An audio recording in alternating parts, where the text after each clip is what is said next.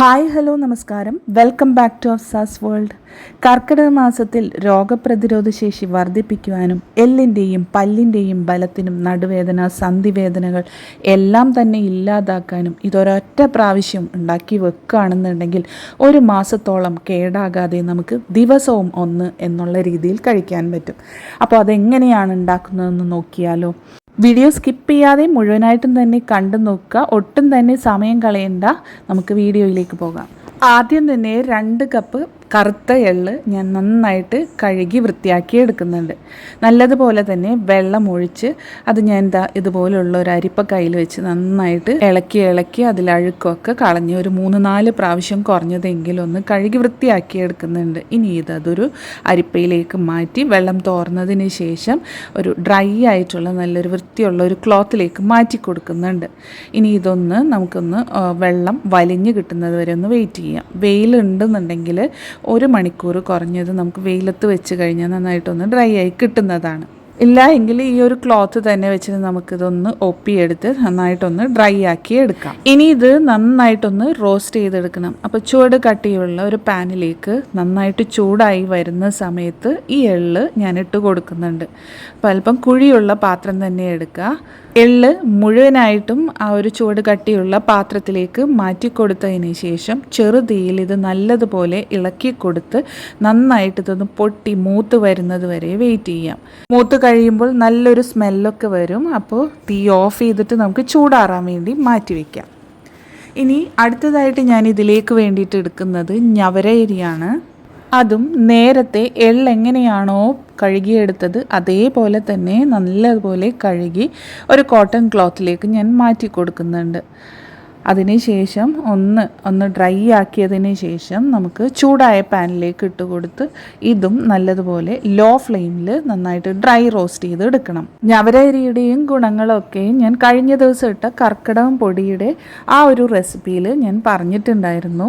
കർക്കിടകം സമയത്ത് പ്രതിരോധ ശേഷി കൂട്ടുവാൻ വേണ്ടിയിട്ട് ഉണ്ടാക്കുന്ന കർക്കിടക കഞ്ഞി, ലേഹ്യങ്ങൾ, മരുന്നുണ്ട ഇങ്ങനെയുള്ള എല്ലാത്തിലും നമ്മൾ ഉപയോഗിക്കുന്ന ഒന്നാണ് ഞവരരി. എല്ല് ബലത്തിനും സ്കിന്നിൻ്റെ ആരോഗ്യത്തിനും ഷുഗർ ഉള്ളവർക്ക് അത് കൺട്രോൾ ചെയ്യാനും പിന്നെ ഇതിൽ തവിട് അടങ്ങിയിട്ടുള്ളത് കൊണ്ട് തന്നെ എളുപ്പം ദഹിക്കാനും ഒക്കെ സഹായിക്കുന്ന ഒന്നാണ്. ഇതുപോലെ മരുന്നുണ്ട കഞ്ഞിയൊക്കെ ഉണ്ടാക്കുന്ന സമയത്ത് ഞവര അരി തന്നെ ഉൾപ്പെടുത്താനായിട്ട് ശ്രദ്ധിക്കുക. ഇനി അതില്ല എന്നുണ്ടെങ്കിൽ മട്ട അരി ഉപയോഗിക്കുക. അപ്പോൾ ഇത് നല്ലതുപോലെ റോസ്റ്റായിട്ട് വന്നിട്ടുണ്ട്. അതിൻ്റെ വെള്ളമൊക്കെ വറ്റി നമ്മളിത് കടിച്ചു നോക്കുന്ന സമയത്ത് നന്നായിട്ട് പൊട്ടി വരും. ഇതാണ് ഇതിൻ്റെ എല്ലാം പാകം. അടുത്തതായിട്ട് ഞാൻ എടുത്തിട്ടുള്ളത് മട്ട അരി ഉണ്ടല്ലോ. മട്ട അരി ഇവിടെ എനിക്ക് കിട്ടിയിട്ടുള്ളത് ബ്രോക്കൺ മട്ട റൈസാണ്, നുറുക്ക് മട്ട റൈസ്. നിങ്ങളുടെ കയ്യിൽ സാധാരണ മട്ട അരി ഉണ്ട് എന്നുണ്ടെങ്കിൽ അത് തന്നെ എടുക്കാനായിട്ട് ശ്രദ്ധിക്കുക. അതും ഞാൻ നല്ലതുപോലെ ഒരു 3-4 പ്രാവശ്യം കഴുകി അതിൽ അഴുക്കെല്ലാം കളഞ്ഞതിന് ശേഷം ചൂടായ പാനിലിട്ട് ചെറിയ തീയിൽ ഒന്ന് റോസ്റ്റ് ചെയ്തെടുക്കുന്നുണ്ട്. ഇതെല്ലാം റോസ്റ്റ് ചെയ്തെടുക്കാൻ വേണ്ടിയിട്ടുള്ള ആ ഒരു ടൈം മാത്രമേ ഉള്ളൂ കൂടുതലായിട്ട് നമുക്ക് പണി വരിക. തീ അധികം കൂട്ടി വയ്ക്കാതെ നല്ല ലോ ഫ്ലെയിമിലിട്ട് ഇതുപോലെ ഇളക്കി വേണം നമുക്കിത് ഡ്രൈ റോസ്റ്റ് ചെയ്തെടുക്കാൻ. ഇല്ലെങ്കിൽ അത് പെട്ടെന്ന് കരിഞ്ഞു പോകും. ഇനി അടുത്തതായിട്ട് അപ്പോൾ ഞാനത് ഡ്രൈ റോസ്റ്റ് ചെയ്തിട്ട് മട്ട അരിയുടെ ആ കൂട്ടും ഞാൻ മാറ്റി വെച്ചിട്ടുണ്ട്. അപ്പോൾ അതൊന്ന് ചൂടാറിക്കോട്ടെ. ആ സമയം കൊണ്ട് ഞാനൊരു 2 കപ്പ് തേങ്ങ ആ ഒരു ചൂടായ പാനിലേക്ക് ഇട്ട് കൊടുത്ത് ഇതും ആ ഒരു വെള്ളമൊക്കെ ഒന്ന് വലിച്ചെടുക്കുക. ഒരുപാട് ബ്രൗൺ കളറായിട്ട് വറുത്തെടുക്കണം എന്നൊന്നുമില്ല. വെള്ളത്തിൻ്റെ അംശമൊക്കെ പോയി ഒന്ന് ഡ്രൈ ആയിട്ടൊന്ന് വരണം. അങ്ങനെ ആ ഒരു തേങ്ങ പാകമാകുന്ന ആ ഒരു മൂത്ത് വരുന്ന സമയത്ത് തീ ഓഫ് ചെയ്യാം. തണുക്കാൻ വേണ്ടിയിട്ട് നമുക്ക് മാറ്റി വയ്ക്കാം. അടുത്തതായിട്ട് 1 കപ്പ് കപ്പലണ്ടി ഞാൻ പച്ചയാണ് കേട്ടോ അതിട്ട് കൊടുക്കുന്നുണ്ട്. അതും ഇതുപോലെ ഒന്ന് ഡ്രൈ റോസ്റ്റ് ചെയ്തെടുക്കാം. നിങ്ങളുടെ കയ്യിൽ വേറെ ഏതെങ്കിലും നട്ട്സ് ഉണ്ടെങ്കിൽ അതുകൂടിയൊക്കെ ഇതിൻ്റെ കൂടെ തന്നെ ചേർത്ത് കൊടുക്കാവുന്നതാണ്. കപ്പലണ്ടിയും ഞാൻ മാറ്റി വെച്ചിട്ടുണ്ട്. ഇനി അടുത്തതായിട്ട് എടുക്കുന്നത് മുതിരയാണ്. 1 കപ്പ് മുതിര നല്ലതുപോലെ കഴുകി ഒന്ന് വെള്ളം തോരാൻ വേണ്ടി വെച്ചതിന് ശേഷം ചൂട് കട്ടിയുള്ള പാനിലേക്ക് ഇട്ട് കൊടുക്കുന്നുണ്ട്. അതൊന്ന് നന്നായിട്ടൊന്ന് നമുക്ക് ഡ്രൈ റോസ്റ്റ് ചെയ്തെടുക്കാം. ചെറുതീയിലിട്ട് തന്നെയാണ് ഇതും ഡ്രൈ റോസ്റ്റ് ചെയ്തെടുക്കുന്നത്. അപ്പോൾ ഇതിൻ്റെ ആ ഒരു വെള്ളമൊക്കെ വലിഞ്ഞ് അതൊന്ന് പൊട്ടി വരുന്ന സമയത്ത് പാൻ ഒന്ന് ഓഫ് ചെയ്തിടാം. ചൂടാറാൻ വേണ്ടി മാറ്റി വയ്ക്കാം. ഇനി അടുത്തതായിട്ട് ചേർക്കുന്നത് 1/4 കപ്പ് ഉലുവയാണ്.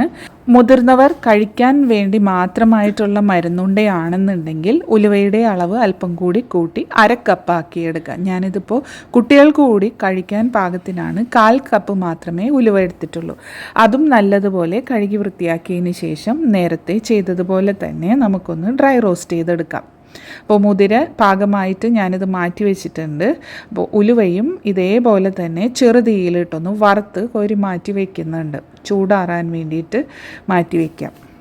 പ്രമേഹം ഉള്ളവർക്കൊക്കെ ഈ മരുന്നുണ്ട തയ്യാറാക്കുന്ന സമയത്ത് ഉലുവയുടെ ആ ഒരു അളവ് കൂട്ടിക്കൊടുക്കാം കേട്ടോ. അടുത്തതായിട്ട് ഞാൻ എടുത്തിരിക്കുന്നത് 1/4 കപ്പ് ആശാളിയാണ്. ആശാളി കഴുകേണ്ടതായിട്ടില്ല. നന്നായിട്ടൊന്ന് അരിച്ചെടുത്തതിന് ശേഷം നമുക്കതും ഒന്ന് റോസ്റ്റ് ചെയ്ത് മാറ്റി വയ്ക്കാം. ആശാളി സാധാരണ ജീരകക്കഞ്ഞി ഉണ്ടാക്കുന്ന സമയത്ത് കർക്കിടക കഞ്ഞിയൊക്കെ ഉണ്ടാക്കുമ്പോൾ അതിൽ ചേർക്കുന്ന ഒന്നാണ് ആശാളി അഥവാ ഹലീം സീഡ്. ഇതും ഒത്തിരി ആരോഗ്യ ഗുണങ്ങളുള്ള ഒരു സീഡാണ് കേട്ടോ. അപ്പോൾ നമ്മൾ എടുക്കുന്ന ക്വാണ്ടിറ്റിക്ക് അനുസരിച്ചിട്ട് കൂട്ടുകയും കുറയ്ക്കുകയും ചെയ്യാം. ഞാനിപ്പോൾ 2 കപ്പ് എള്ളിന് 1/4 കപ്പ് ആശാളിയാണ് ചേർത്തിട്ടുള്ളത്. അപ്പോൾ അതും ഞാൻ ചൂടാറാൻ വേണ്ടി മാറ്റി വെച്ചിട്ടുണ്ട്. അടുത്തതായിട്ട് എടുക്കുന്നത് 1/4 കപ്പ് നല്ല ജീരകം, ചെറിയ ജീരകം, പിന്നെ അതിൻ്റെ കൂടെ തന്നെ അയമോദകവും 1/4 കപ്പ് എടുത്തിട്ടുണ്ട്. അത് നല്ലതുപോലെ കഴുകി വൃത്തിയാക്കിയതിന് ശേഷം ഞാൻ ആ പാനിലേക്കിട്ട് ഒന്ന് ഡ്രൈ റോസ്റ്റ് ചെയ്ത് എടുക്കുന്നുണ്ട്. അതിലേക്ക് വെള്ളമൊക്കെ ഒന്ന് വറ്റി നല്ലതുപോലെ തന്നെ ചെറു തീയിലിട്ടൊന്ന് നമുക്ക് കരിഞ്ഞു പോകാതെ വറുത്തെടുക്കുകയാണ് കേട്ടോ വേണ്ടത്. വറുത്ത് വരുന്ന സമയത്ത് നല്ലൊരു മണമൊക്കെ വരും. അപ്പോൾ നമുക്ക് തീ ഓഫ് ചെയ്ത് കൊടുക്കാം. എന്നിട്ട് ചൂടാറാൻ വേണ്ടി വെയിറ്റ് ചെയ്യാം. ജീരകവും അയമോദകമൊക്കെ ഒന്ന് ഫ്ലേവറിന് വേണ്ടി മാത്രമല്ല, വയറ് സംബന്ധമായിട്ടുള്ള അസുഖങ്ങളും ദഹന പ്രശ്നങ്ങൾക്കുമൊക്കെ നമുക്ക് ഈ ജീരകവും അയമോദകവും സഹായകമാണ് കേട്ടോ. അപ്പോൾ സാധാരണ ഗ്യാസ് ട്രബിളൊക്കെ ഉണ്ടാകുന്ന സമയത്ത് ജീരകം റോസ്റ്റ് ചെയ്തിട്ട് അത് വെച്ചിട്ടുള്ള വെള്ളമൊക്കെ കുടിക്കാറുണ്ട് പതിവായിട്ട്. അപ്പോൾ അതേപോലെ തന്നെ നമ്മൾ ഈ ഒരു ഉണ്ടാക്കുന്ന സമയത്ത് അതിലേക്ക് ചേർത്ത് കൊടുക്കുന്നുണ്ട്. ഇനി അടുത്തതായിട്ട് ചേർത്ത് കൊടുക്കുന്നത് ഏലക്കായും ചുക്കുമാണ്. അതും നല്ലതുപോലെ തന്നെ ചൂടാക്കിയൊന്ന് മാറ്റി വയ്ക്കാം. നമ്മളിതിൽ ചേർക്കുന്ന എല്ലാം തന്നെ നല്ലപോലെ ഡ്രൈ റോസ്റ്റ് ചെയ്ത് കരിഞ്ഞു പോകാതെ ചൂടാറി മാറ്റി വയ്ക്കണം. ഇനി ഇതെല്ലാം നമുക്കൊന്ന് പൊടിച്ചെടുക്കണം. അപ്പം ഞാൻ ആദ്യം തന്നെ എള്ള് മിക്സിയുടെ ജാറിലേക്ക് ഇട്ട് കൊടുത്ത് തരിതരിപ്പായിട്ട് പൊടിച്ചെടുക്കുന്നുണ്ട്. ഈ പൊടിച്ചെടുക്കുന്ന പൊടികളെല്ലാം കൂടി മിക്സ് ചെയ്യാൻ പാകത്തിനുള്ള വലിയൊരു പാത്രത്തിലേക്ക് ഞാനിത് പൊടിച്ച് മാറ്റി വയ്ക്കുന്നുണ്ട്. രണ്ടാമതായിട്ട് മട്ട റൈസും ഞാൻ നല്ലതുപോലെ പൊടിച്ചെടുക്കുന്നുണ്ട് കേട്ടോ. ശേഷം ഡ്രൈ റോസ്റ്റ് ചെയ്ത് വെച്ചിട്ടുള്ള ഞവര അരിയും മുതിരയും ഒരുമിച്ചിട്ട് തന്നെ ഞാൻ നല്ല പൊടിയായിട്ട് പൊടിച്ചെടുക്കുന്നുണ്ട്. അടുത്തതായിട്ട് വറുത്ത് വെച്ചിട്ടുള്ള കപ്പലണ്ടി അതും ഞാൻ മിക്സിയുടെ ജാറിലേക്ക് ഇട്ട് കൊടുത്ത് അതിലേക്ക് തന്നെ വറുത്ത് മാറ്റി വെച്ചിട്ടുള്ള ഉലുവ കൂടി ചേർത്ത് നന്നായിട്ട് പൊടിച്ചെടുക്കാം. അതും ഞാൻ പൊടികളുടെ മിക്സിലേക്ക് ചേർത്ത് കൊടുക്കുന്നുണ്ട്. ഇനി ഇതെല്ലാം കൂടി ഒന്ന് മിക്സ് ചെയ്ത് എടുക്കാം. കഴിഞ്ഞിട്ടില്ല കേട്ടോ. ഇനി ബാക്കിയുള്ള ഇൻഗ്രീഡിയൻസ് കൂടി പതുക്കെ നമുക്ക് ചേർത്ത് കൊടുക്കാം. അപ്പം ഞാനിത് മിക്സിയുടെ ജാറിലേക്ക് ഏലക്ക, ചുക്ക്, ആശാളി, ജീരകം, അയമോദകം ഇതെല്ലാം കൂടി ഇട്ട് കൊടുത്തിട്ട് നന്നായിട്ടൊന്ന് പൗഡറാക്കി എടുക്കുന്നുണ്ട്. അപ്പോൾ അതുകൂടി ഞാനിതിലേക്ക് ചേർത്ത് കൊടുക്കുന്നുണ്ട്. ഇനി ഇത് നന്നായിട്ടൊന്ന് മിക്സ് ചെയ്ത് കൊടുക്കാം. ഇതിൽ ചേർത്തിട്ടുള്ള എല്ലാ ധാന്യങ്ങളും നല്ലപോലെ ചൂടാറിയതിന് ശേഷം വേണം മിക്സിയിലേക്ക് ഇട്ട് പൊടിച്ചെടുക്കാനായിട്ട് കേട്ടോ. അടുത്തതായിട്ട് ചേർത്ത് കൊടുക്കുന്നത് ഡ്രൈ റോസ്റ്റ് ചെയ്ത് മാറ്റി വെച്ചിട്ടുള്ള 2 കപ്പ് തേങ്ങ. അതും നന്നായിട്ട് പൊടിച്ചെടുത്തതിന് ശേഷം ഈ ഒരു കൂട്ടിലേക്ക് ചേർത്ത് കൊടുക്കാം. അപ്പോൾ നമ്മുടെ പൊടിയുടെ മിക്സ് ഇവിടെ റെഡി ആയിട്ടുണ്ട്. ഇനി അടുത്തതായിട്ട് നമുക്ക് ചക്കര അഥവാ പാം ജാഗരി ഇത് കിട്ടിയില്ല എന്നുണ്ടെങ്കിൽ സാധാരണ ശർക്കര ഉപയോഗിച്ചാലും മതിയാകും കേട്ടോ. ചക്കരയുടെ അളവ് പറയുകയാണെന്നുണ്ടെങ്കിൽ 500 ഗ്രാം ചക്കരയ്ക്ക് ഞാൻ 1/2 കപ്പ് മുതൽ 1 കപ്പിനുള്ളിലായിട്ട് വെള്ളം ഒഴിച്ചിട്ട് ഞാൻ അതൊന്ന് പാനിയാക്കി എടുക്കുന്നുണ്ട്. ശേഷം അതൊരു സ്റ്റീലിൻ്റെ അരിപ്പ വെച്ചിട്ട് അതൊന്ന് അരിച്ചെടുക്കുന്നുണ്ട്. അതിലെന്തെങ്കിലും കരടുകളൊക്കെ ഉണ്ടെന്നുണ്ടെങ്കിൽ പോയി കിട്ടാൻ വേണ്ടിയിട്ടാണ്. ഇനി അത് ചെറു ചൂടോടുകൂടി തന്നെ നമ്മൾ നേരത്തെ പൊടിച്ച് മാറ്റി വെച്ചിട്ടുള്ള ആ ഒരു മിക്സിലേക്ക് ചേർത്ത് കൊടുക്കുന്നുണ്ട്. പാകത്തിന് ചക്കരപ്പാനി ഒഴിച്ചതിന് ശേഷം ഇനി നമുക്ക് ഉണ്ട ആക്കിയെടുക്കാവുന്നതാണ് കേട്ടോ. അപ്പോൾ ആ ഒരു ചെറിയ ചൂടിൽ തന്നെയാണ് ഞാനിത് ഉണ്ടയാക്കിയെടുക്കുന്നത്.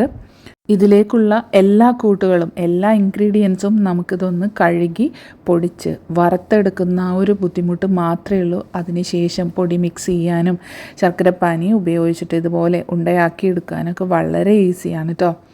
അപ്പോൾ ഇതുപോലെ ഞാൻ റെഡിയാക്കി എടുത്തിട്ടുണ്ട്. ഒരൊറ്റ പ്രാവശ്യം ഉണ്ടാക്കുകയാണെന്നുണ്ടെങ്കിൽ തന്നെ ദിവസവും 1 എന്നുള്ള രീതിയിൽ ഒരു 30 ദിവസം 1 മാസത്തോളം നമുക്ക് ഇത് ഉപയോഗിക്കാനായിട്ട് പറ്റുന്നതാണ്. കേടാകാതെ നമുക്ക് 1 മാസം ഉപയോഗിക്കാൻ പറ്റും. നമ്മൾ ഉപയോഗിക്കുന്ന എല്ലാ പാത്രങ്ങളും ഇൻഗ്രീഡിയൻസിലായാലും ഒരു തുള്ളി വെള്ളം ചേരാതെ, അതുമാത്രമല്ല ഡ്രൈ റോസ്റ്റ് ചെയ്യുന്ന സമയത്ത് അതിൻ്റെ പാകത്തിന് നല്ലതുപോലെ ചൂടാക്കി എടുക്കുകയും ചെയ്യുകയാണെന്നുണ്ടെങ്കിൽ ഒരു കേടും വരാതെ തന്നെ നോർമൽ ടെമ്പറേച്ചറിൽ നമുക്ക് കാത്തു സൂക്ഷിക്കാനായിട്ട് പറ്റുന്നതാണ്. അപ്പോൾ ഈ ഒരു കർക്കിടക മാസത്തിൽ ഈ ഒരു മരുന്നുണ്ട എന്തായാലും നിങ്ങൾ ഉണ്ടാക്കി നോക്കുക. രോഗപ്രതിരോധ ശേഷി വർദ്ധിപ്പിക്കുവാനും എല്ലിൻ്റെയും പല്ലിൻ്റെയും ബലത്തിനും അതുപോലെ എല്ലാ ശാരീരികമായിട്ടുള്ള വേദനകൾക്കും എല്ലാം നല്ലതാണ്. ഇപ്പോൾ തന്നെ ഇതൊന്ന് സേവാക്കിക്കോളൂ. എന്തായാലും നിങ്ങൾ ട്രൈ ചെയ്ത് നോക്കണം. അതുപോലെ ആരോഗ്യത്തോടു കൂടി ഇരിക്കണം എന്നാഗ്രഹിക്കുന്ന നിങ്ങളുടെ ഫ്രണ്ട്സിലേക്കൊക്കെ ഒന്ന് ഷെയർ ചെയ്ത് കൊടുത്തോളൂ. വീഡിയോ ഇഷ്ടപ്പെട്ടാൽ ലൈക്ക് ചെയ്യാനും അതുപോലെ നിങ്ങളുടെ ഫീഡ്ബാക്ക്സ് കമൻസ് ആയിട്ട് അറിയിക്കാനും മറക്കല്ലേ ഫ്രണ്ട്സ്. നിങ്ങളിതുവരെ സബ്സ്ക്രൈബ് ചെയ്യാതെയാണ് വീഡിയോ കാണുന്നതെങ്കിൽ ഒന്ന് സബ്സ്ക്രൈബ് ചെയ്ത് കൂടി സപ്പോർട്ട് ചെയ്യാൻ മറക്കല്ലേ കേട്ടോ.